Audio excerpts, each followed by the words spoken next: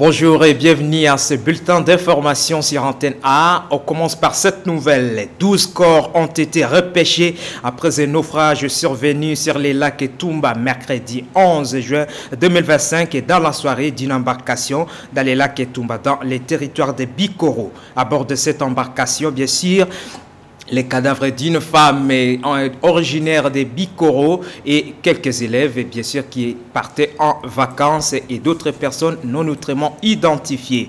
De l'Équateur, rendons-nous à Maindombe, où le vice-gouverneur Trésor Fukungoki a fait une descente sur terrain pour voir l'exécution des travaux exécutés par l'OVD. Sur place, les second patrons de cette province s'est dit content de l'évolution de ces travaux. On prend ce reportage de notre correspondant sur place, Arma Minimio.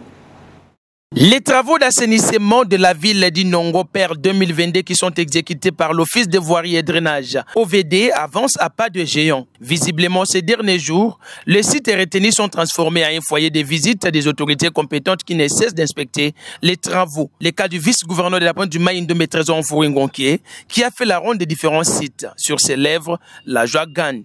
Le second patron de la province du Maindombe s'est dit satisfait de l'évolution des travaux et de poursuivre que l'expérience avérée de l'ingénieur docteur professeur Jean-Willy Ndem-Killing, directeur provincial de l'OVD, fait parler de lui. Le constat que j'ai fait, c'est que l'OVD est en train d'exercer un bon travail, que j'ai apprécié. Je même salue le directeur provincial de l'OVD par rapport au travail qu'il est en train de faire pour matérialiser la vision du chef de l'État.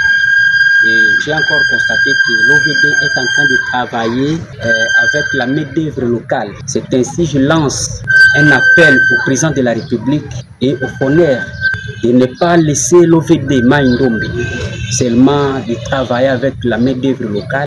Le même message de félicitations au directeur de l'OVD est relayé ici par les tout travaux qui n'ont pas caché leur joie. La population nongawa OVD bazo sala misala kitoko tobuni bitumba awa to sali avenue Bomboto et comme kitoko to sali avenue Okito et comme kitoko to keti na rompwe basuku yema pona directeur Nzambe apeso papa modi ebele pona ni dia zo pesa abongisa inongo était l'OVD ensemble sala kitoko bakaka peso futa simongo bieto ko très kitoko to sa misala maboko pasa la makazi da OVD l'état sa mitukeya to sa maboko na maboko to se mitukeya misala maboko ko kate faut mitu. Signalons que parmi les sites visités, l'on note les avenues Mama Bombotu, Okito, Nkolobeke et les ronds-points Basuku.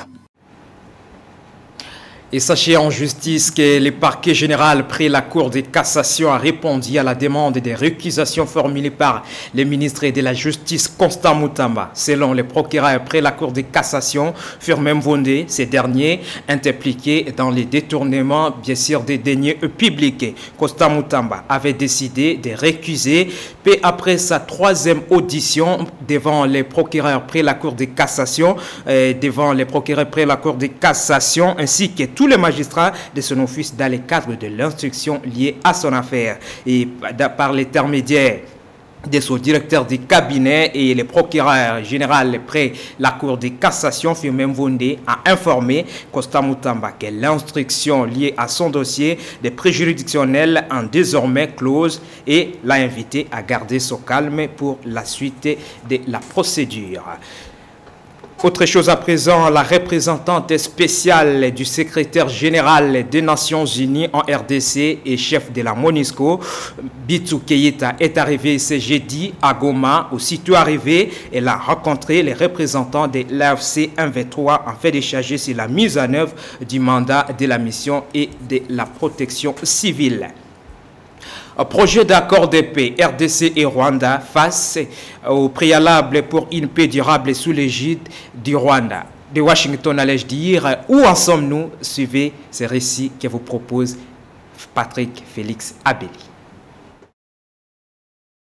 L'avant-projet de déclaration de principe signé en avril dernier à Washington par le ministre des Affaires étrangères de la RDC du Rwanda jette les bases d'un potentiel accord de paix.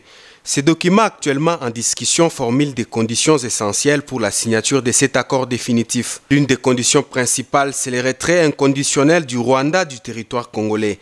Cela inclut le retrait des armes et des équipements sous contrôle rwandais, à l'exception des cas spécifiques prévus par les mécanismes conjoints de coordination sécuritaire.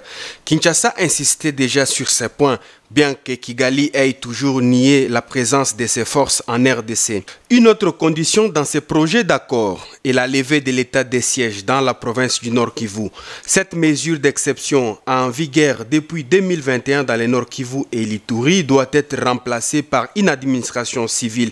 Un retour à la normalité administrative est perçu comme un signe de désescalade et un prérequis pour une paix durable.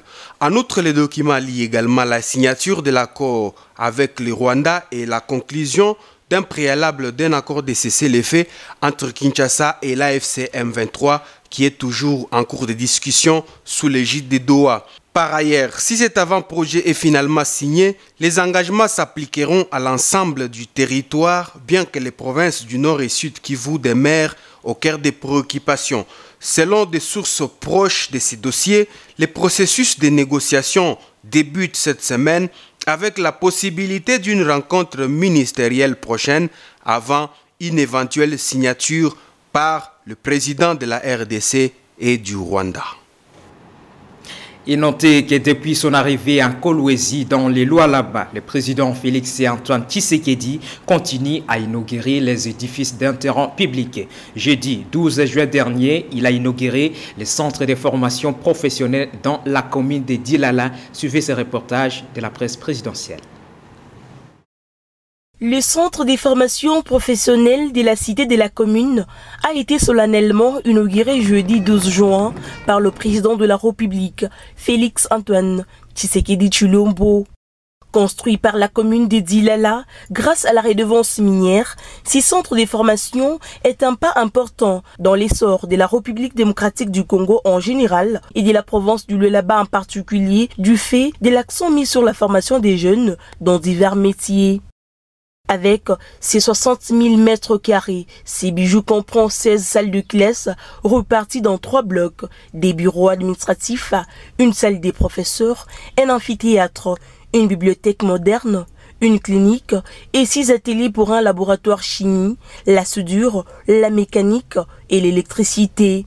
Dans ces complexes éducatifs, la commune a également construit 2 internats pour filles et garçons, 2 réfectoires, des cuisines ainsi que des blocs sanitaires. La détente des élèves n'a pas été oubliée.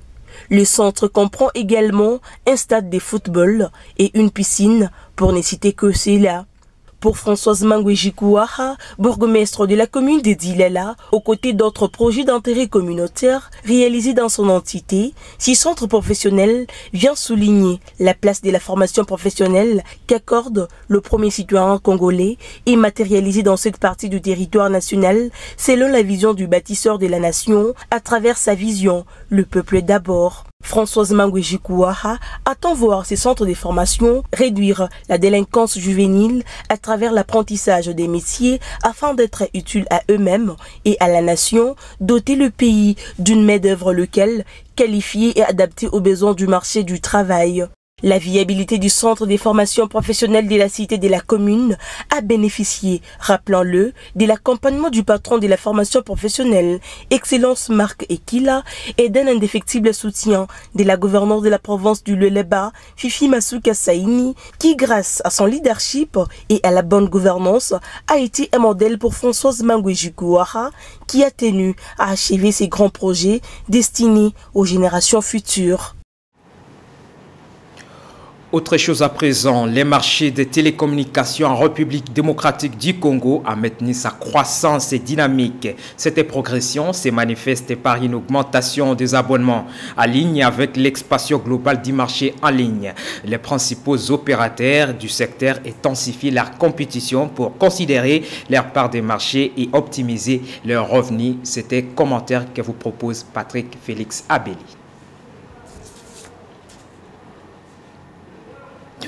Voilà, Le nouveau commissaire provincial de la police nationale congolaise de Mai-Ndombe a rejoint son poste d'attache mercredi 11 juin 2025 à provenance de Kinshasa. À son arrivée, les sous-officiers lui ont réservé un accueil chaleureux. Padens Mourika a invité la population à être disciplinée. C'est un reportage que vous propose notre correspondant sur place, Arma Minimio.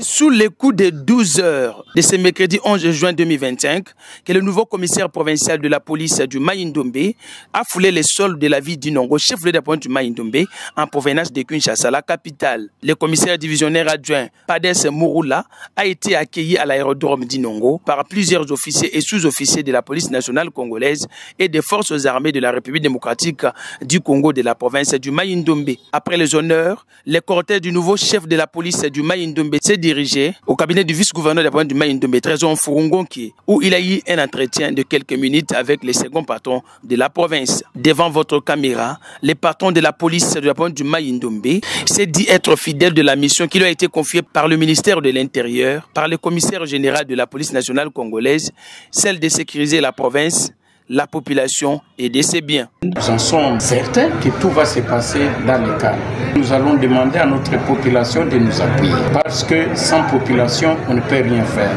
Et la sécurité est pour tout le monde. Nous devons collaborer étroitement avec notre population. La police n'a pas de magie ni de fétiche. Un policier qui ne respecte pas la mission de la police de sécuriser les personnes et leurs biens, le respect des droits de l'homme, ce policier n'a pas de place à notre police. Donc, on doit les déférer directement à l'auditoire. Il doit subir ses conséquences de tout ce qu'il a fait, même dans nos maisons. S'il n'y a pas de discipline, rien ne peut marcher. Je dois d'abord m'atteler sur la discipline. Parce que la discipline, c'est la mère des sciences. Le policier est là pour faire sa mission à tout prix. Et nous allons éradiquer tous ces regrets de criminalité pour que la situation soit calme. Et c'est ça, l'une de nos missions. Les adjoints doivent se sentir à l'aise. Les circuits doivent se mettre au travail. Et il n'y aura jamais un climat malsain. Signalons que Padens Mourunga remplace à ce poste Louis Segon Karawa, promu vice-gouverneur de la province du Nord Kivu. Je disais tantôt, le marché des télécommunications en République démocratique du Congo a maintenu sa croissance dynamique. Cette progression se manifeste par une augmentation des abonnements en ligne avec l'expansion globale du marché en valeur. Les principaux opérateurs du secteur intensifient leur compétition pour considérer leur part de marché et optimiser leurs revenus. Commentaire Patrick Félix Abeli. Selon les données fournies par l'Observatoire de la téléphonie mobile de l'ARPTC, des avancées significatives ont été enregistrées dans l'accès au numérique en République démocratique du Congo. Malgré les inégalités persistantes entre les provinces, l'Internet et la monnaie mobile s'affirment de plus en plus comme moteur pour la croissance économique et du développement social de la RDC. Les rapports de ces derniers trimestres de 2024 révèlent que 67,17% de la population a accès à la téléphonie mobile, dont 34,6% bénéficient de l'Internet mobile et 30,49% utilisent les mobile money. Par ailleurs, la croissance de l'Internet mobile est particulièrement significative dans les provinces du Sud-Ubangi, Sud-Kivu, Chopo, Kwilu et Haut-Ouélé. Cependant, des défis subsistent dans d'autres régions. Les provinces de l'Équateur, du Kasaï, du Kwango, de la Mongala et de l'Ituri affichent un accès faible à l'Internet mobile. Concernant la monnaie mobile, une augmentation de l'utilisation est observée au Kasaï central, au Kasaï, dans le Haut-Katanga, qui se distingue avec un taux de 71% d'accès à la monnaie mobile. Et pour terminer, malgré l'annonce du gouverneur sur les décaissements de fonds pour assurer la salubrité dans différents marchés de Kinshasa, au marché Selimbao, rien de concret sur les terrains car la population dénonce l'insalubrité à outrance. Suivez ce reportage de Ave Maria qui vous est rendu par Ageda Kiseko. De Kinshasa, Daniel Bumba Lubaki avait disponibilisé 20 000 $ à chaque commune pour lutter contre l'insalubrité. Dans plusieurs marchés de la ville, à Selembao, ce n'est pas le cas. L'insalubrité a pris de la place considérablement pour le développement de plusieurs maladies. Les habitants et les vendeuses de ces coins déplorent les conditions dans lesquelles ils se retrouvent malgré le paiement régulier d'une taxe d'assainissement. To souffrir. Bon, toi na bambongo te ko lia passe na mbongo nous ya passe. Tu ko juste. Tous les mamans passent sur malade et typhoïde. Combien d'années na journée monsieur na oya na bi mana 2000, 3000, 10000. Tu comprends le ressomme le kiss na hôpital na aujourd'hui. À cause de l'insalubrité, nous souffrons beaucoup. Il faut que l'État, par le biais de l'hôtel de ville, s'occupe de cet état des choses. La typhoïde et autres maladies risquent de nous atteindre. Pour lutter contre l'insalubrité, il faut un suivi régulier et une implication de chefs de rue, de chefs de quartier et les bourgmestres. Nous avons un avenue, nous avons un chef de rue. Deuxième, nous avons un chef de quartier. Sur notre avenue, nous avons un chef d'avenue et le chef du quartier. Mais il ne s'occupe pas de l'environnement. La nuit, les gens viennent jeter des immondices ici.